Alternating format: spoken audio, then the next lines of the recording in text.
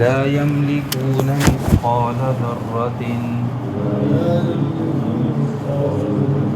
في السماوات ولا في الأرض وما لهم فيهما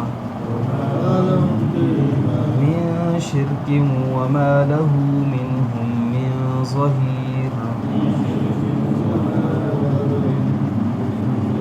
ولا تنفع الشفاعة عنده إلا لمن أذن له حتى إذا فزع عن قلوبهم قالوا ماذا قال ربكم قالوا الحق وهو العلي الكبير قل من يرزقكم من السماوات والأرض قل الله وإنا أو إياكم لعلى هدى أو في ضلال مبين قل لا تسألون عما أجرمنا ولا نسأل عما تعملون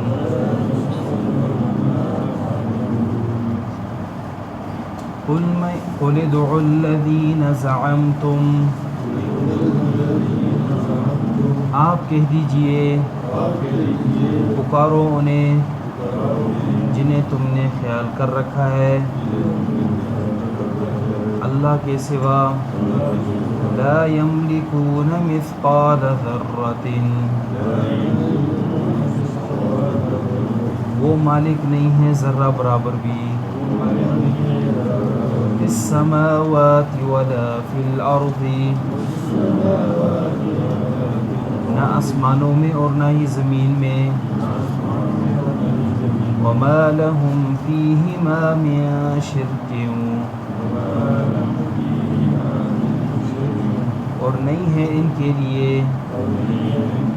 ان دونوں میں کوئی شرکت وما له منهم من ظہیر اور نہیں ہے ان کے لیے اس میں کوئی مددگار ہونا ولا تنفع الشفاعة عنده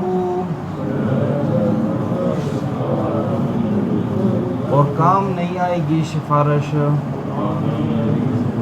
اللہ کے ہاں الا لمن اذن له سوائے اس شخص کی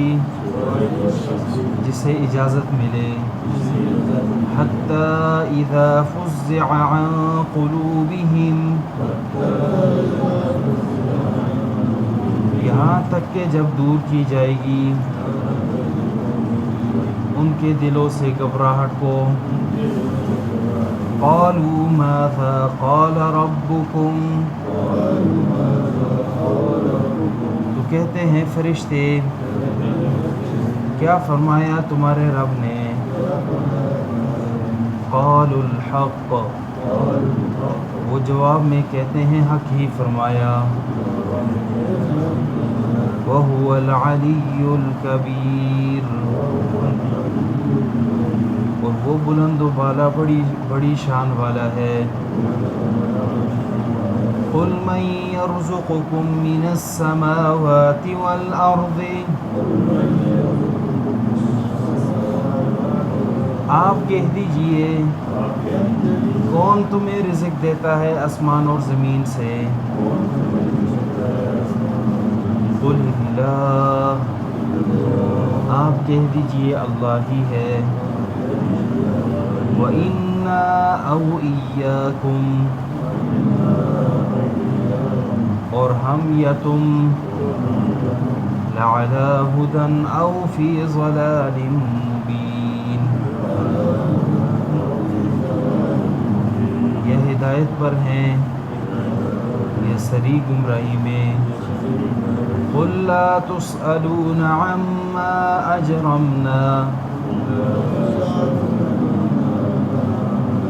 آپ کہہ دیجئے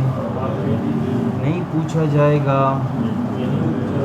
اس کے بارے میں جو ہم نے جرم کیا تم سے. ولا نسأل عما تعملون، اور ہم سے نہیں پوچھا جائے گا اس کے بارے میں جو تم نے عمل کیا. قل ادعوا الذین زعمتم من دون اللہ، ما قبل قوم سبا کا تذکرہ ہوا کہ ان میں اللہ کی بڑی نعمتیں اللہ نے انہیں دی تھی لیکن ناشکری کی. وہ 2 بڑے باغ اور پھر اس کے بعد ان کا سفر بھی شام کی سرزمین تک بڑا ہی آسان سفر، اور بغیر مشکل کے، بغیر کسی خوف کے، امن سے رات اور دن میں سفر کرتے تھے. لیکن خود ظلم شروع کیا اور کہنے لگے کہ ہمارے لیے اے اللہ سفر میں دوری پیدا کر لے، اور اپنے اوپر ظلم کیا.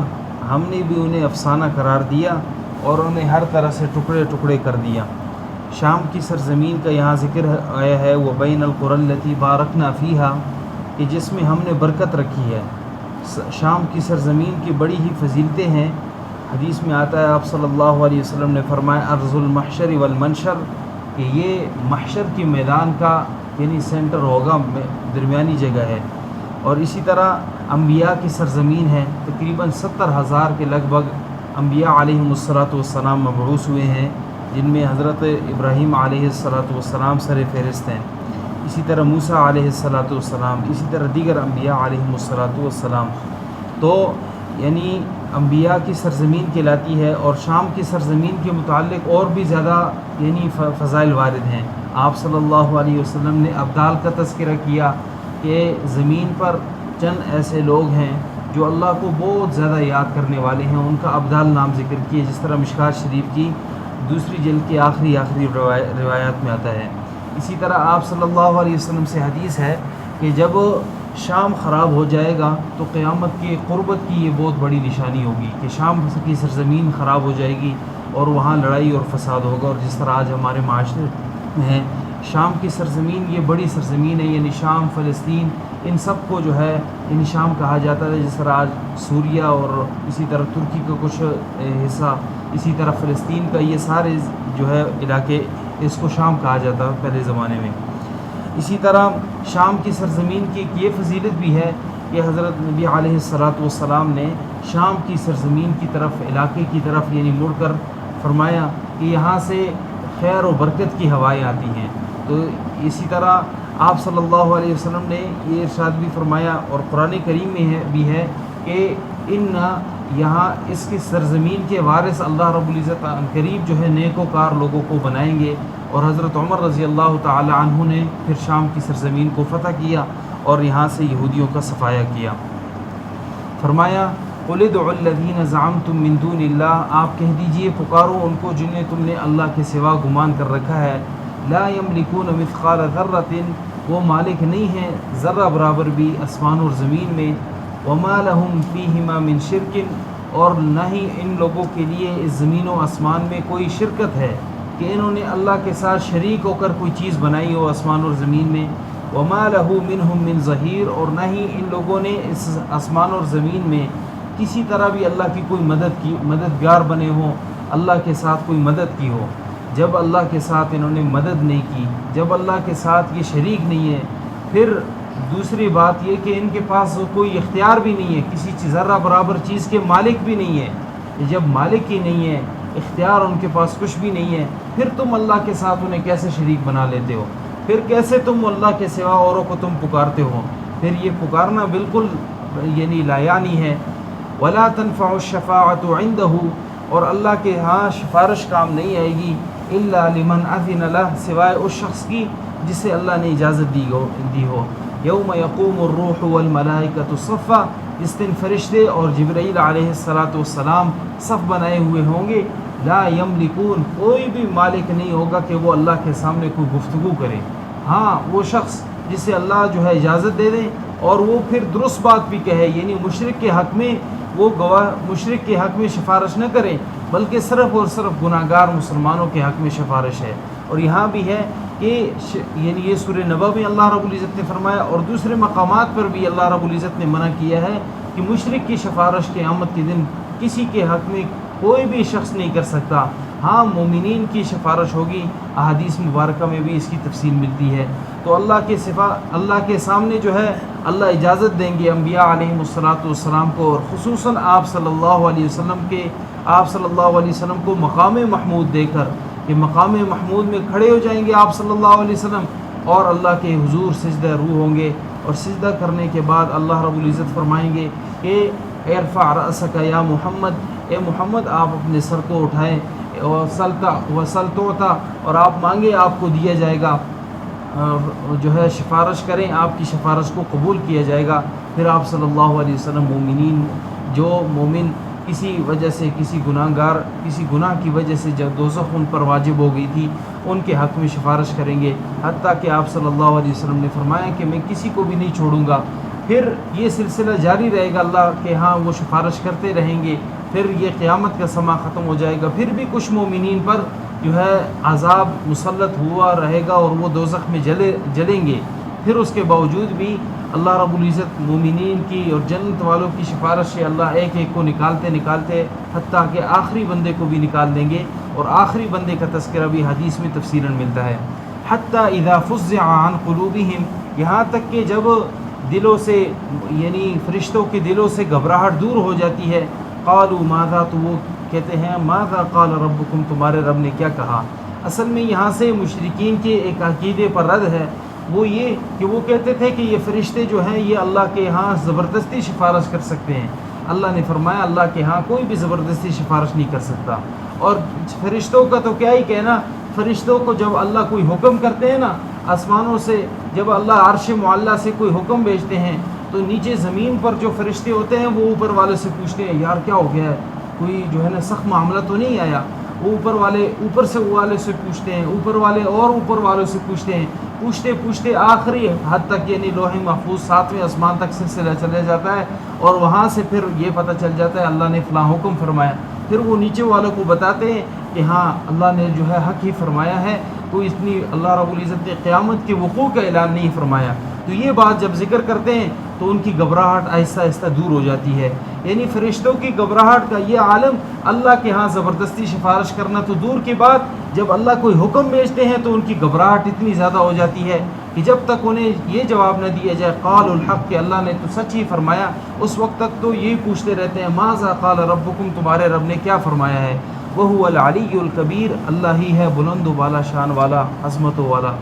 قل کہہ دیجئے من یرزقکم من السماوات والارض، آپ کہہ دیجئے کون تمہیں رزق دیتا ہے آسمان اور زمین سے۔ قل اللہ، آپ کہہ دیجئے اللہ ہی ہے جو رزق دینے والا ہے۔ مشرکین مکہ بھی کہتے تھے رزق دینے والا اللہ ہے، اللہ ہی رزق دیتا ہے، لیکن اللہ نے جو ہے ان بتوں کو اس لیے بنایا ہے تاکہ جو ہے ہم ان کے سامنے اپنی حاجات رکھیں اور یہ ہمیں رزق دیں۔ تو یہ یعنی صرف اور صرف شرکت کرتے تھے اللہ کے ساتھ، اور اللہ کو منزہ نہیں قرار دیتے تھے۔ رزق دینے والا اکیلا اللہ ہے، اللہ نے کسی کو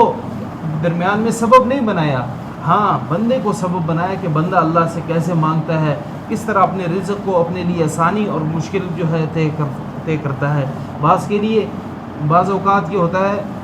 اکثر لوگوں کے ہاں دیکھا جاتا ہے کہ اپنے اوپر کوئی چیز آ جائے، مثلا آزمائش آ گئی ہے تو اسے تو آزمائش قرار دیتے ہیں، لیکن دوسروں پر آ جائے تو وہ فوراً کہتے ہیں یار اس کے گناہوں کی بدولت اس نے ایسے کی ہے۔ یہ بہت غلط بات ہے۔ جب بھی کوئی بھی آزمائش کسی اپنے اوپر دیکھیں یا دوسرے کے اوپر دیکھیں، آپ جو ہے اس بات کو نہ دیکھیں کہ اگر اس پر وہ آزمائش آئی ہوئی ہے اور وہ آزمائش اسے اللہ کے قریب کر رہی ہے تو واقعی وہ آزمائش ہے، اور وہ جو ہے اللہ رب العزت اسے قریب کرنا چاہتے ہیں، اس کا امتحان ہے۔ لیکن